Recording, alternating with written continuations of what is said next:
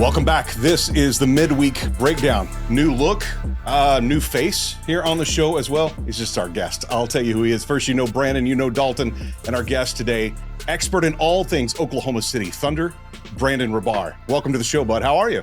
Hey, good, man. Thanks for having me, guys. Excited to talk some Thunder basketball. This is how much I know about Thunder basketball, and I'm going to do my part up front. Number one in the Western Conference. How'd I do? Nailed it. No, they are. Everything you said so far is a fact. Guys, the rest of it is yours. No, I'm just teasing. But you cover all home games. You're part of all of those. You do a post-game podcast. You do daily updates on why am I trying to fumble through this? Tell us what you do for the Thunder. Yeah, so I'm a reporter for dailythunder.com. Write stories for them. I live tweet every game at Brandon Rahbar. I do a podcast for OKC Dream Team, and I cover the team. I'm a Thunder insider, I guess they call it, for the franchise 1077 in Oklahoma City. That's so awesome. And Brandon and I go back, like the other Brandon and I go back, not as far, but worked in radio together, worked in some other stuff together, no longer exist. But we're excited to have you on this show to hang out with us and fill us in on all the gaps of the things that we don't know. Oklahoma City Thunder. Brandon Stevens, what do I call you today? B? I call you B all day. B, all yours. What do you got, man? Hey, okay, so first, I mean, I have like 2 or 3 questions typed out here, but first, just give us your overall thoughts on this team, where we've been, how we're improving, and where we're heading. Yeah, so it's been incredibly impressive. You know, as Thunder fans know, there was a rebuild, one of the fastest rebuilds you'll ever see. Like, this team was a contender annually when they had Russ, KD, the Harden days, 4 Western Conference Finals, the finals trips, playoffs every year.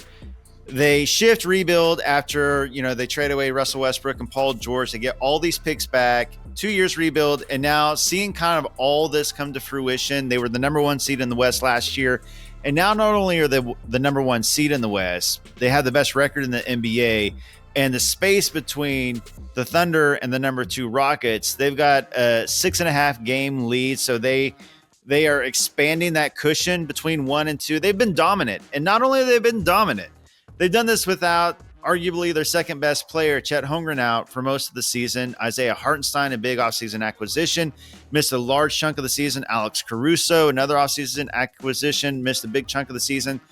So they're dominating, but they're doing it without key pieces. We still haven't seen this whole team full yet. So as good as they've been, they can actually get even better. That's awesome. Dalton, you have a question before I go on to my next one? Well, how did you get into covering the Thunder? Like, what's the backstory with you in basketball and how you got into covering Oklahoma City? Like, we talked about where Oklahoma City's been. We're about where you've been and how you got to where you are.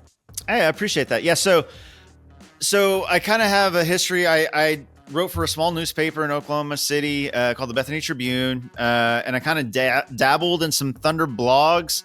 And then dailythunder.com, Royce Young, I don't know if you know him, but he worked for CBS Sports for a little while. Yep. Then he got a job at ESPN. Now he works actually for the Thunder for the online, TV crew. And Royce asked me if I'd like to write for dailythunder.com. And of course I jumped at the chance because it was like the best go-to spot for Thunder fans to read about the Thunder. So I took that gig, and then eventually he sold dailythunder.com because he became big time. I mean, like he was like an ESPN guy. And so he didn't have time for the website anymore. So the guys that bought it asked if I'd like to be their beat reporter, and I jumped at the chance, and that's kind of how it happened. Incredible. Okay, yeah, that's awesome. Yeah, that's super Thank awesome. You. So last Thursday night, I went to the Dallas Mavericks game in Oklahoma City. I feel like for some reason they are our kryptonite, right? I don't know what it is. It drives me crazy because they haven't been healthy. Granted, we haven't been healthy too. Is it just the fact that our big guys are out right now? And is it the fact that Chet has been out for most of our games against them? What's the deal with Dallas and Oklahoma City? Because I'm nervous about maybe meeting them in the playoffs if we're the number 1 seed and they end up being that number 8 seed, because right now they're in the play-in. So if they end up being that number 1 or that number 8 and we're the number 1, makes me a little nervous. What can you tell me about that? What should we look forward to if we meet them in the playoffs? Yeah, what a rotten reward that would be for being the number 1 seed and getting like 65 wins. You had to face the team that went to the finals last year, like a healthy Luka and Kyrie. But because of those injuries that they're dealing with right now, that may be a reality. That said, it's hard to take away anything from the season series. It went 1-3. The Thunder won 1 game. The Mavs won 3 games. But both teams were missing players, key players for all 4 matchups. We haven't seen either of these teams fully healthy against each other. I will say this. I think that you hit the nail on the head. This Thunder team is 31-3 when either Chet or Hartenstein are in the lineup. So when they have one of their 7-footers, they're 31-3. When they don't have one of those 7-footers, they're 6-5. It completely changes that dynamic. And it just so happens that 3 of those games were against the Mavs.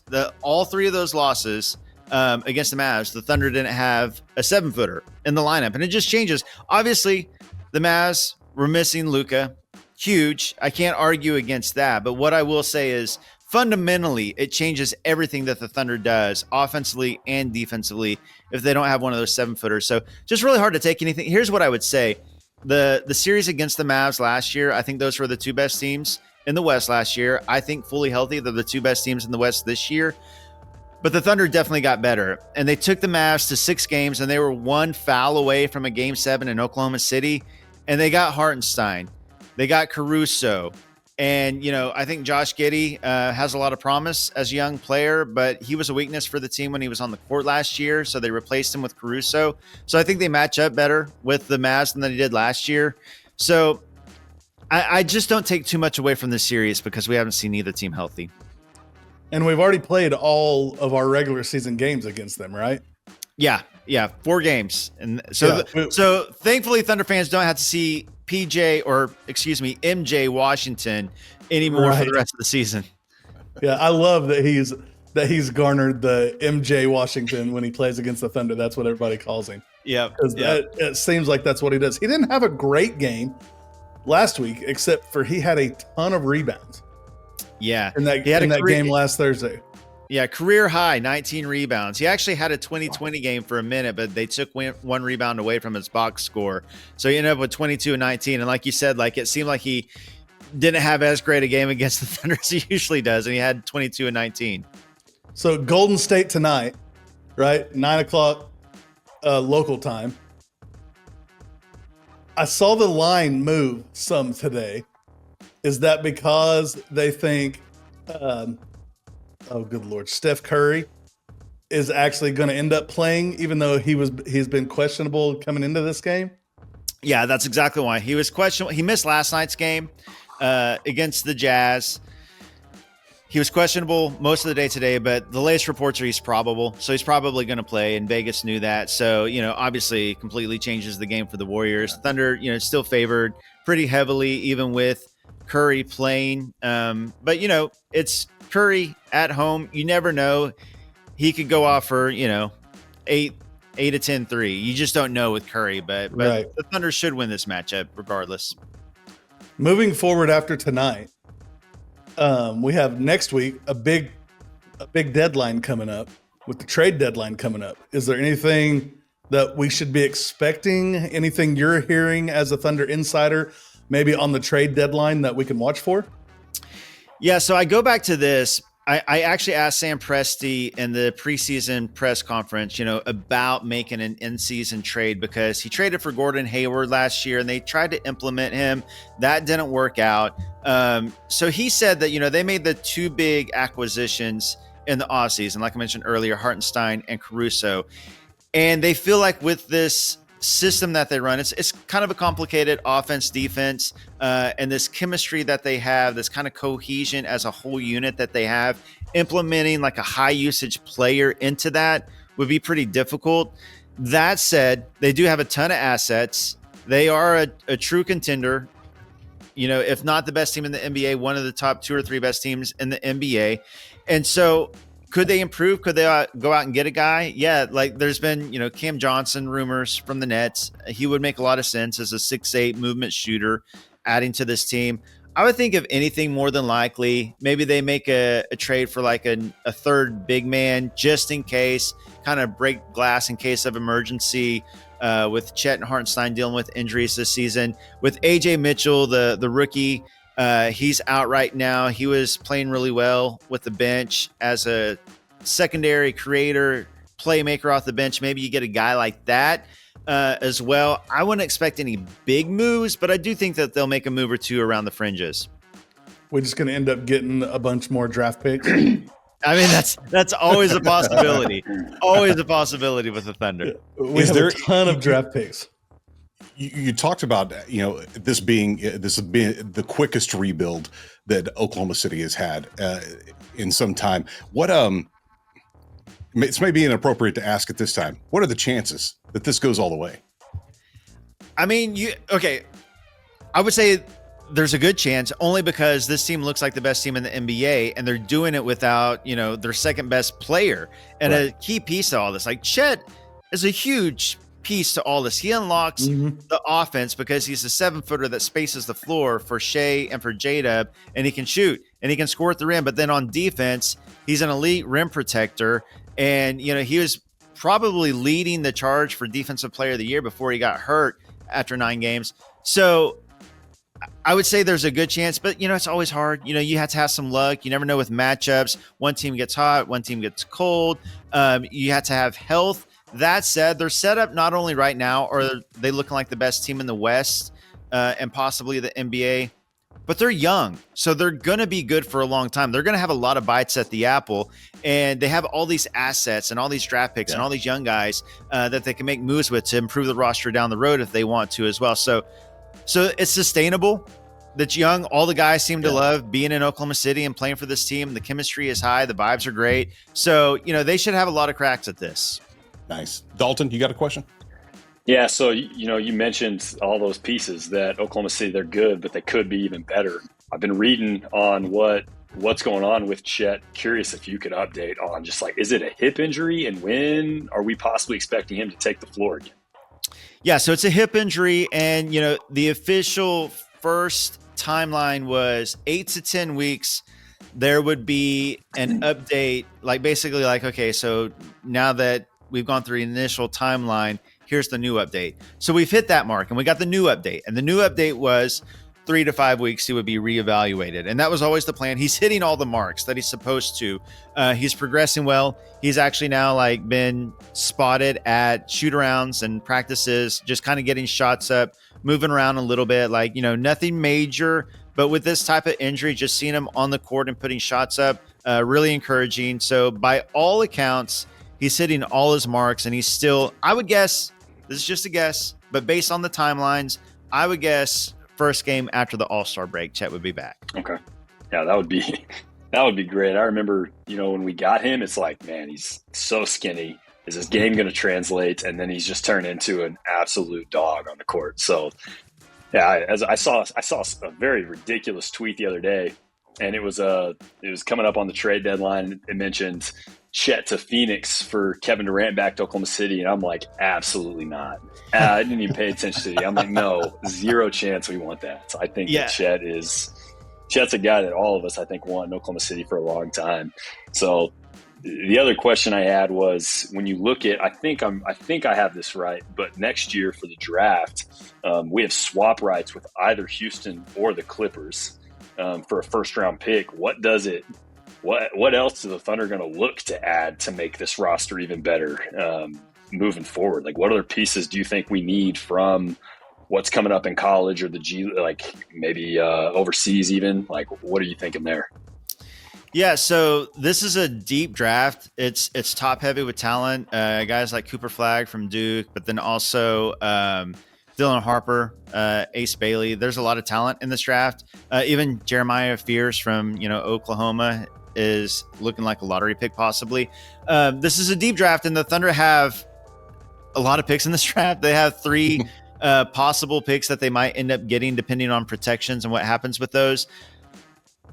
if you were to look at the Thunder and say like, okay, what's something they could go out and get to make them better that makes sense as far as like positional need, it would probably be like a power forward, like a 4 who can play alongside Chet in the starting lineup, like a dude that's like 6'8", 6'9", kind of beefy, get some rebounds, play some defense, and hopefully stretch the floor. So that would be like the prototype I would look at if you're looking, but this is a pretty complete team and they like to play small. Like Jalen Williams, he's only 6'6", but he's got a 7'2" wingspan, and he put on a lot of muscle to play power forward, and he's even played center when Chet and Hartenstein have been hurt, and he's done well. So even that, like if you were to look at it and say like, okay, well that's, if you're going to say anything, that would be the need. But even there, they've kind of turned that, what seems like a need, into a strength. So, but they can improve this roster with all those draft picks and assets, and whether it's picking somebody where their draft picks end up or trading a couple of draft picks to consolidate and move up in the draft to target a guy. They did that with Cason Wallace last year. They moved up 2 spots because they loved him. Obviously turned out really, really well for the Thunder. He's been great. So if they target and pinpoint a guy, they'll go up and get him because they got plenty of draft picks to do so.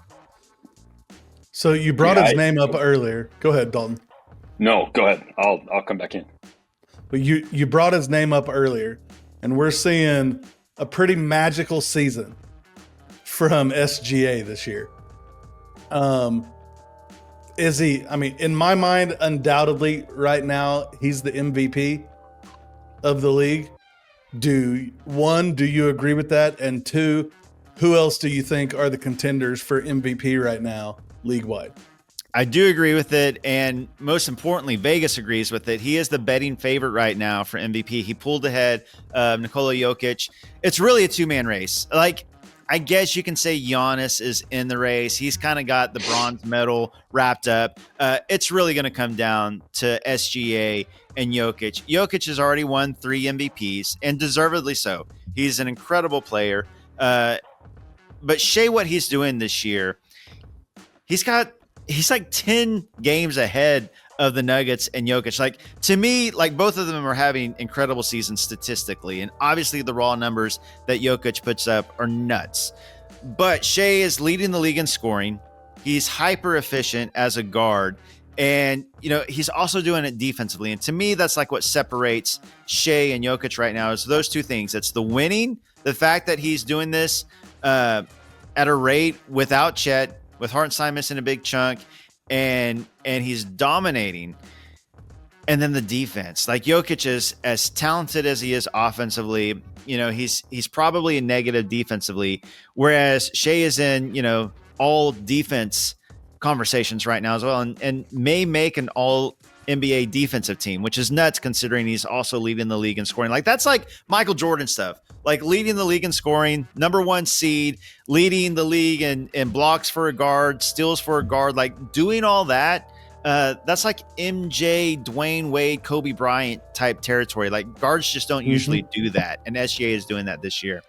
I love that about SGA because you see him want to step up and take on their streaky guy, whoever they know they're getting the ball to.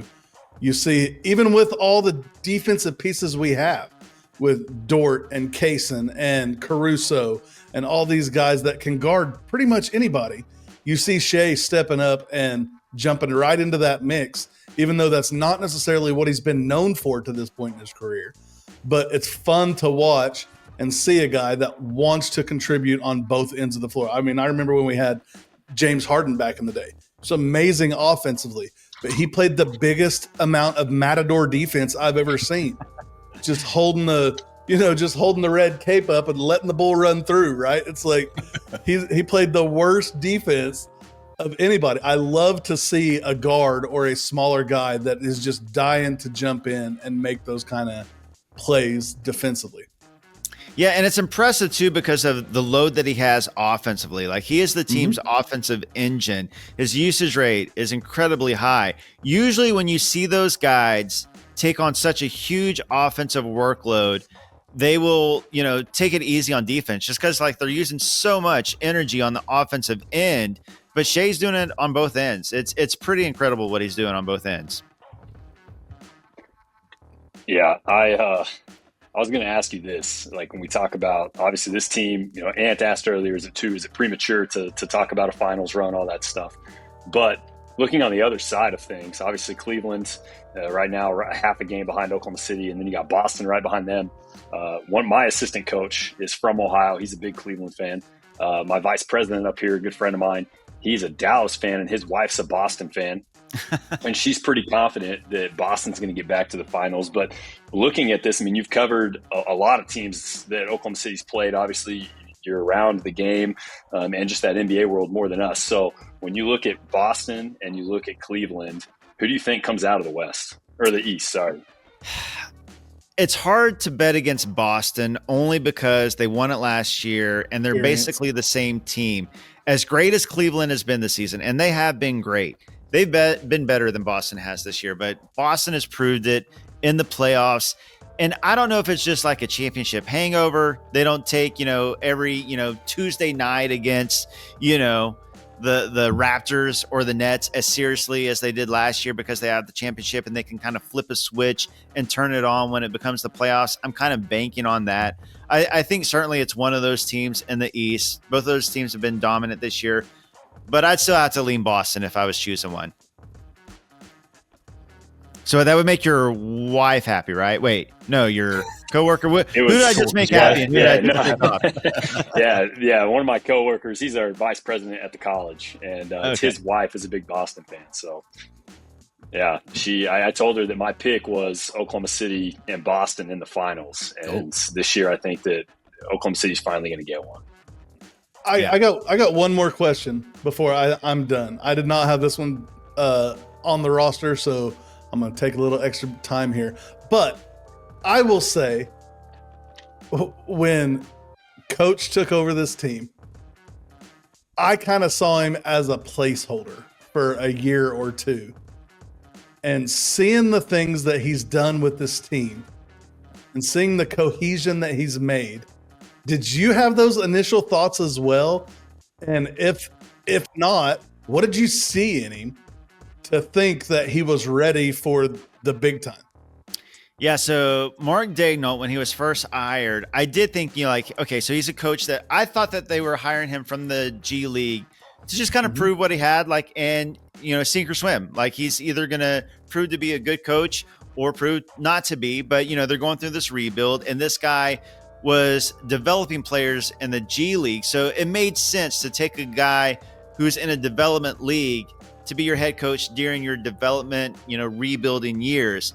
That said, I will say, and I'm not trying to toot any horns or anything like that. This is all about Daigneault and not about me being perceptive by any means. But halfway through his first year, I was telling fellow media members, I think this is the best coach the Thunder have ever had, which was crazy to say because the Thunder were actively trying to lose games.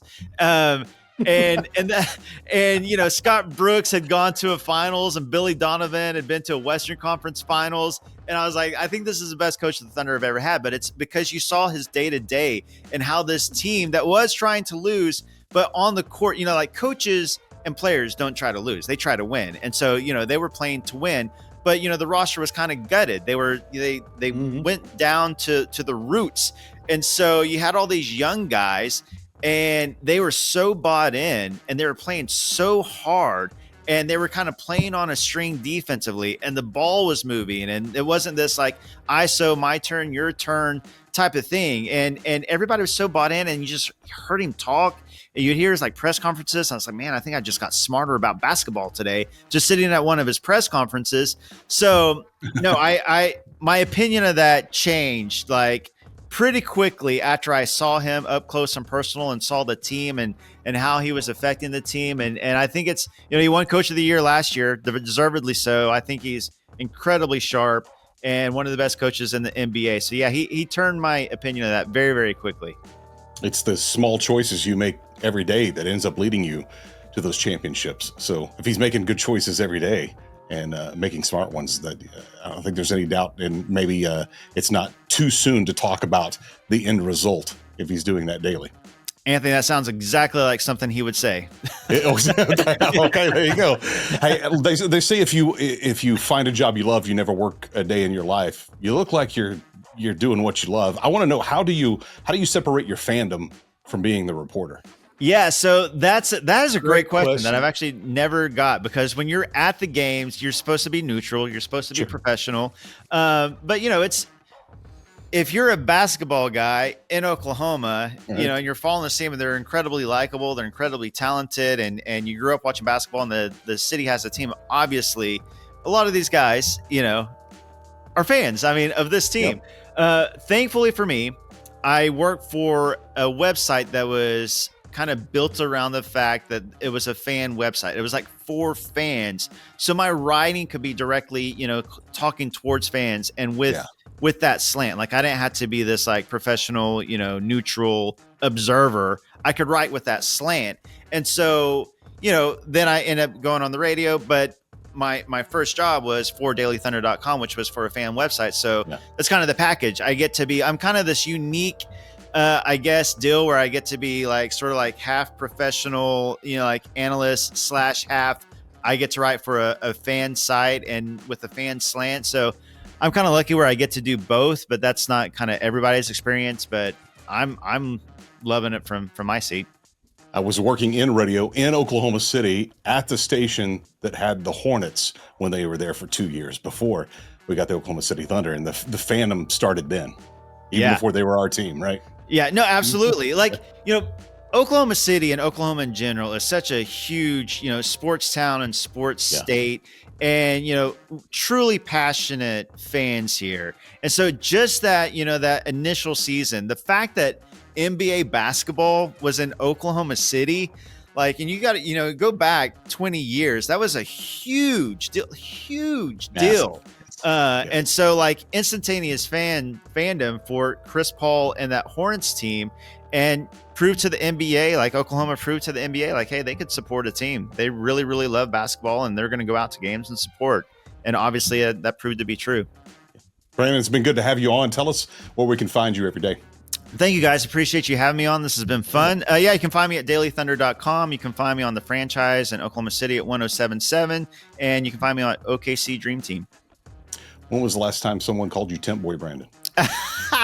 I still love being called Temp Boy Brandon. Those were some great days. Yes. So it's been a while. Radio memories. Yes, sir. Man, good to see you. I'd love to have you back on anytime you'd love to come on, but if we can kind of set a date just sometime after the All-Star game. Yeah, I'm down anytime. Let me know, and I'm here. Appreciate you. Appreciate it, Brandon. Thank you. Great to meet you, man. We'll Thank see you later. so much. You too. Absolutely. Thanks, guys. Good to have Brandon on the show today. It was a lot of fun. Awesome. That's the first time we've caught up since 15 years.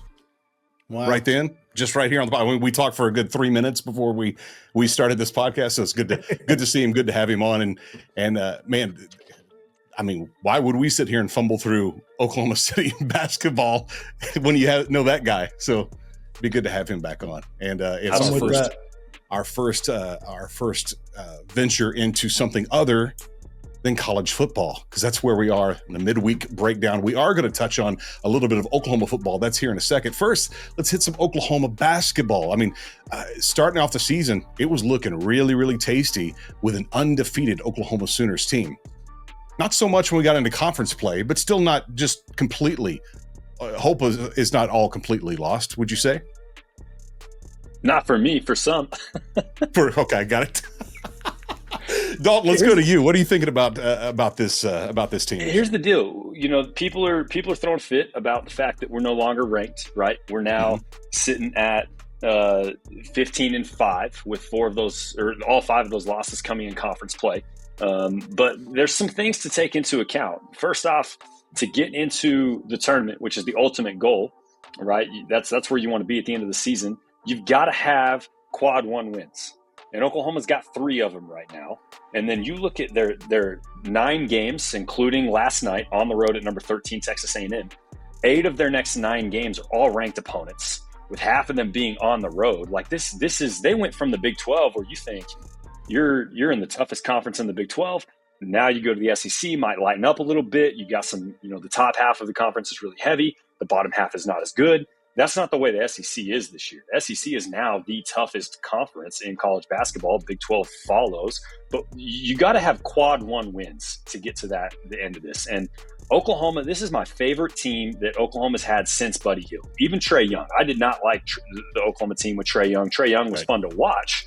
But it's kind of like what Brandon just said about Oklahoma City Thunder. It wasn't a lot Trae Young ball, and at the end of Lon Kruger's years, it was a lot of ISO ball, and it's a lot of what you see in the NBA. But then you take a team that can move the ball, that can find a way to build chemistry together. This is a young team. It's a team that fights, they defend, and they've got to find ways to score. And I think that, they've got Vanderbilt at home to open up February, who's a ranked team, a chance to get another quad one win in Norman. Then it's just a gauntlet from there. You got to go to number 1 in the country, Auburn. You host number 8 Tennessee, who just lost in a battle to number 12 Kentucky. You've got at number 20 Missouri.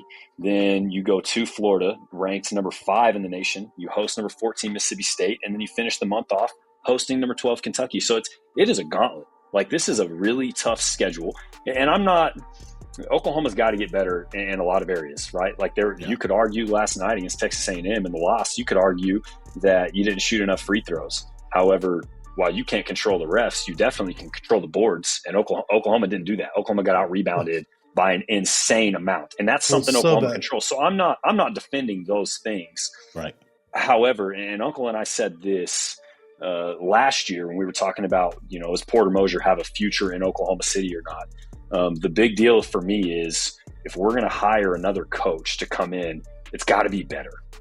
Don't go backwards, because right now you at least have an identity that he's trying to bring to Oklahoma basketball, which we didn't even have the end of Lon Kruger's career. So that's my take on it. I love Oklahoma basketball.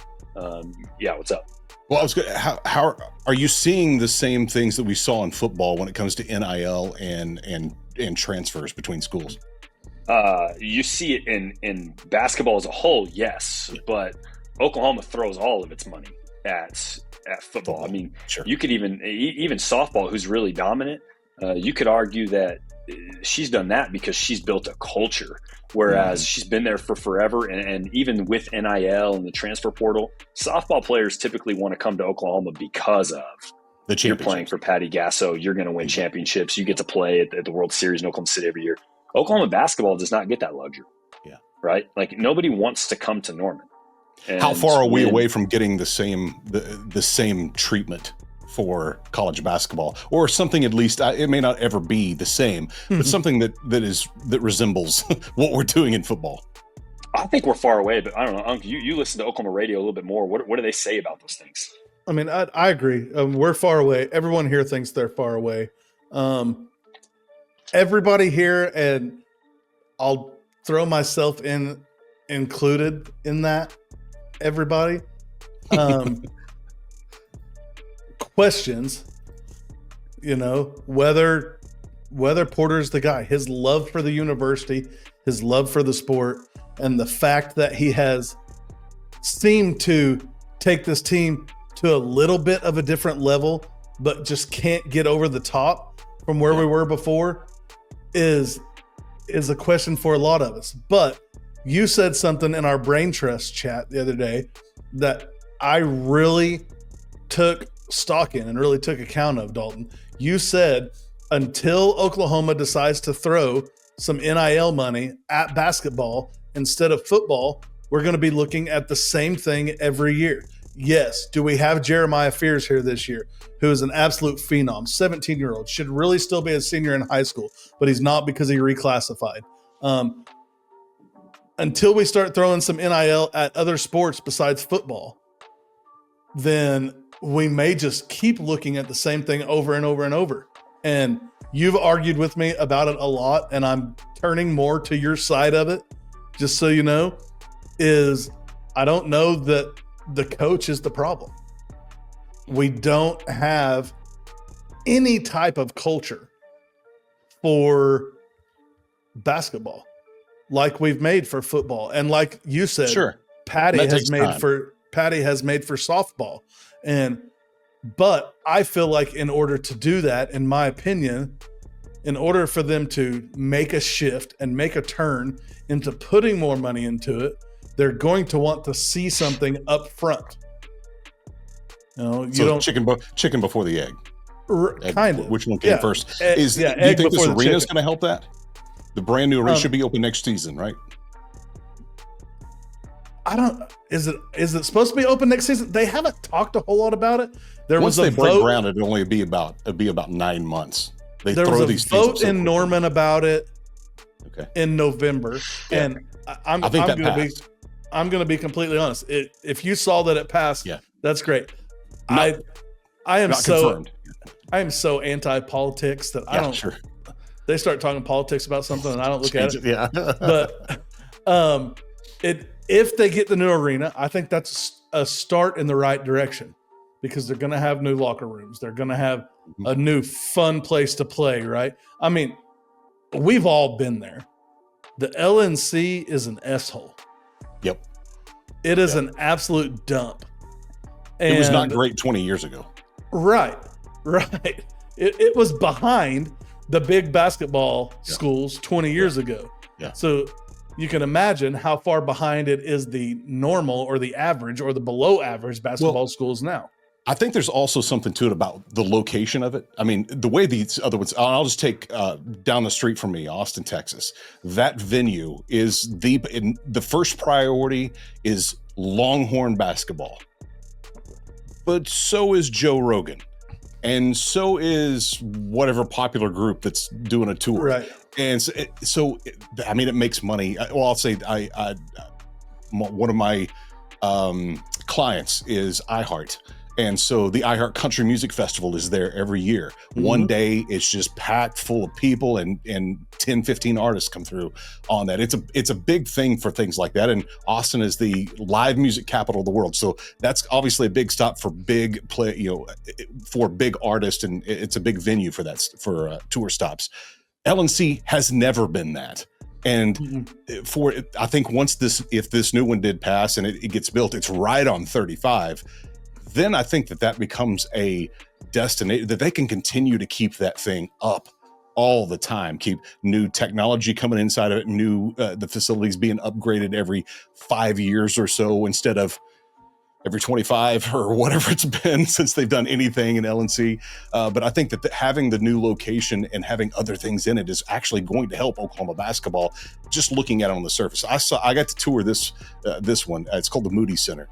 And I got to see it just right after it was built. The iHeart Country Festival was one of the first things in there.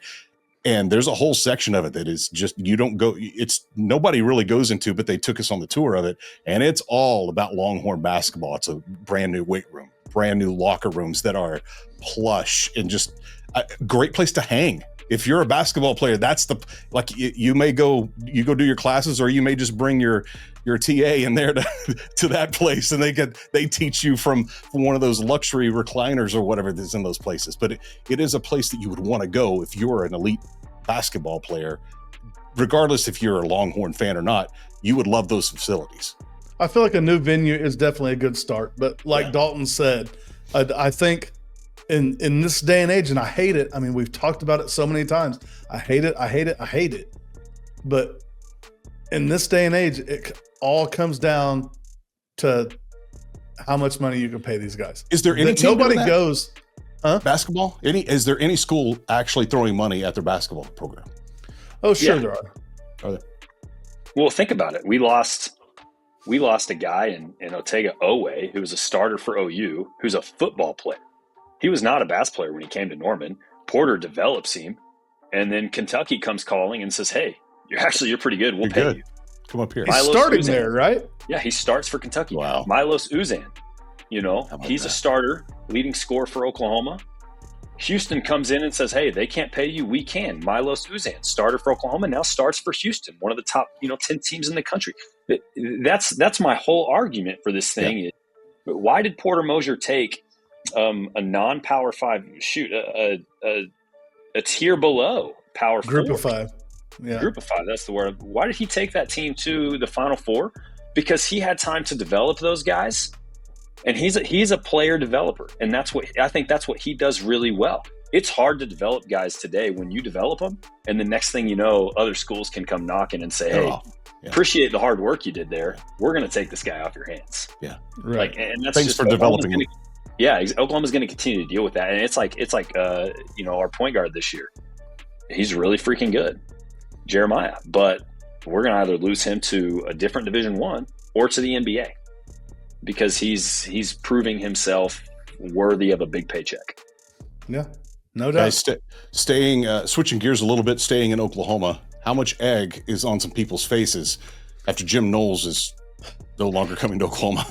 Man, from the sounds of it here, I'll just tell you this. From the sounds of it here, it came down really to a last-minute decision.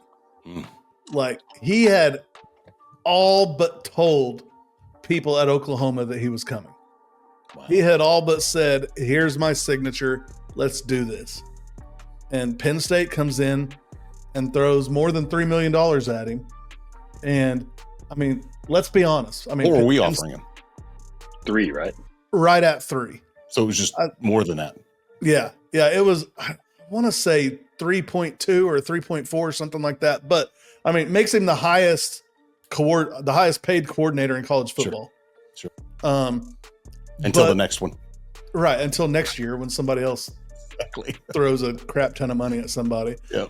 But I'm at a loss. Everybody here is at a loss. There were some outlets here that had even reported that he was coming to Oklahoma. Like, deal's done. Jim Knowles is the Oklahoma defensive coordinator, and I saw people posting their cancellations to those outlets as well. Yeah, I feel like people were told that. Yeah, I feel like he's coming. They were told that, and at the last minute, Penn State jumped in and was like, but to be honest, I mean, if I'm in that boat, I'm probably doing the same thing. Because, I mean, Penn State is in a lot better situation right now than Oklahoma is. Mm-hmm. Penn State has a longtime coach who has been right to the precipice, but doesn't quite make it over it just about every year. So Oklahoma, on the other hand, has a coach that may very well be in what I'm going to call a lame duck season next year. Could be. And that's what I was going to say. We talked about it in our chat that it's not, I mean, much more, if there are any guarantees, which there really aren't in college football, it's much more likely you're going to be around next year at Penn State. If you came to Oklahoma, Bingo. Like, you're not even in charge of the side of the ball that we're worried about. It's already good. You would just make it better, hopefully. You have no influence over the other side that we're genuinely very concerned about. Bingo. And you just hope that they get their crap together so you can continue to have a team. I think I probably would have taken that other job. Right. I mean, the only difference in my eyes is if he comes here and the defense gets even better and Venables gets fired, he may be the head coach next year. He could still be the head coach next year, though. Right. He could still be our head coach after next season. Yep. But it gets to be his choice, maybe. In my thought process is, do I want to go make $3 million to bring a team back from the dead? Yeah. Or do I want to go make 3.2, 3.4, whatever it ends up being, $1 million to put a team over the edge that's right there on the edge? Mm-hmm. And I know I'll have a job next year. Yeah. So, I mean, to me, it's a no-brainer. I mean, that's why I said the whole time, it makes no sense to me. I said that to you guys. I said that on this podcast. Why would he come I said that in the brain trust. Makes no sense why he would want to come here. And everybody's like, well, his girlfriend is from there or whatever. You know what? If I'm making $3.4 million and my girlfriend doesn't want to come, or my fiance doesn't want to come where I'm at, hasta la vista, baby. Like, you're out. It's the gift that you always use. Well, bye. Right. little tombstone, little Val Kilmer, right. Doc Holliday. Absolutely. Super Bowl. We got to talk a little bit of football. We did there with the Oklahoma DC, but rematch from, was it 2 years ago? Super Bowl 2 years ago. Yeah. Yep. Chiefs and Eagles back at it again. Any chance the Eagles have a chance playing the Chiefs and the refs? Dalton, you go first. Will it be a game? I do. I think it'll be a game. I think, Saquon is playing ridiculous this year. Absolute just freak. ridiculous. He's liable to break for 2 60-plus yard runs. Yeah. He'll find his way into the end zone. I think Kansas City will struggle to stop them. The question for me on the Eagles side of the ball is how consistent is Jalen Hurts going to play in this big game? Just because there's so much pressure right now, can the Eagles do it? Because you guys know the narrative. The three-peat's on the way. He's the greatest quarterback to ever do it. And that when there's a narrative that's pushed out, that's what's going to happen. There's going to be controversial calls. Like, the Eagles will have to handle, like, to win the game, there's going to be adversity that they'll have to just overcome. Like, because if you don't, I don't see any other way, any other ending than the Chiefs winning this game. You know what I think is a better story? The shot of Taylor Swift balling in a suite. That might be more interesting than the game once it gets down to it. She's going to be, the thing is she's going to be crying whether they win or lose. Oh, well, I guess that's true. Right. Happy tears, sad tears. Here's the deal. Do I think the Eagles can play with the Chiefs? I 100% do. Yeah. Do I think the Eagles can play with the Chiefs and the 6 officials that are on the field? I don't know. I was going to say one of Saquon's runs for whatever is, you said 60 yards, a couple of runs for 60 yards. One of those is going to have a flag for holding. Well, or he's going to score a touchdown and they're going to throw a flag for roughing the passer on Patrick Mahomes, and he's not even on the field. That's my biggest thing is, like, I'm ready for, I hope that the Eagles just accept it and say, all right, they're going to throw a flag anyways. So let's hit him hard. Yeah. Hit him hard. Yeah, absolutely. And if he's going to be dancing around in the field and slow to go out of bounds and all that stuff, just hit the guy. Yep. Like, it doesn't have to be dirty. Just make a really hard tackle. Yeah. No, inside hit the him lines, dirty. hit him hard. I don't care. Just hit him. I just want someone to hit him. I gotta get B a shirt that says "Hit him dirty." Hit it dirty. No explanation. Just hit it dirty. Something big coming up this weekend. We said we're going to talk about all sports, even the ones that have entertainment at the end of it, if that's all right. WWE's Royal Rumble is coming up on Saturday. It's Indianapolis. That's the home of Pat McAfee. Last year, he was calling, which he will be this year. He'll be a commentator. And his music started playing as one of the entrants, and it was a surprise to him. No one told him it was going to happen. And him being the consummate entertainer, he actually got up out of his seat, walked up the steps, got in the ring, jumped over the top rope, and walked back to his seat. Because getting thrown over the top rope is the premise of the Royal Rumble. And the last one in the ring gets a championship match at WrestleMania 41, which will be going on in Vegas coming up in April. Royal Rumble is it's the 1B, I would say, when it comes to big PLEs or premium live events for WWE. Cody Rhodes champ, he's going to have a huge match, and really the rest of it is the men's and women's Royal Rumble match, and those last about an hour and a half with lots of surprises inside of them. So if you already signed up for Peacock, good place to watch it.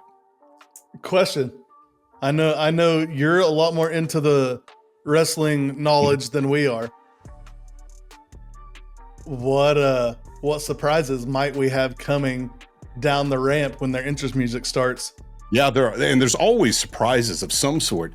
I think this is going to end up being the return of Brock Lesnar. He's been gone for about 2 years now. He was implicated in some of the lawsuit stuff with Vince McMahon. Mm-hmm. And since kind of that stuff is just, at least the federal stuff has been settled. There's still the civil case.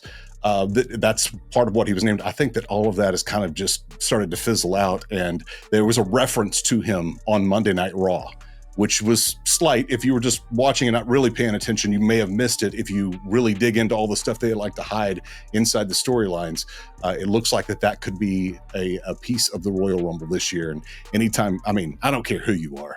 whether you're watching on TV or you're watching live, Brock Lesnar is a presence wherever he goes. Mm-hmm. And I mean, just a giant beast and like legit. I mean, we've seen him in UFC. To have him as part of that would be, as a surprise, would be a lot of fun and probably long overdue. So it'd be cool to see him come back there. What other ones? I don't know. And that's part of the fun. Although this year I'm not watching it at home. They've partnered up with Cosm. And I don't know if you guys have heard about Cosm, but it's like a mini sphere that's in Las Vegas. So a place called Cosm, there's 3 of them, I think, 2 or 3 of them. One of them is in Dallas. So I'm going to go there and actually watch it on a screen about the size if you put all of our houses together. The screen is about the size of all of our houses side by side. And it's the one that like it looks like you're almost there. Like you feel like they do a lot there. of football games. Yes. I've seen that for football games, and it looks like they're standing on the field watching. Yeah, those look sweet. Well, I saw 2 cameras that I didn't normally see. I think it was on either SmackDown or Raw this week, last SmackDown last Friday or Raw on Monday.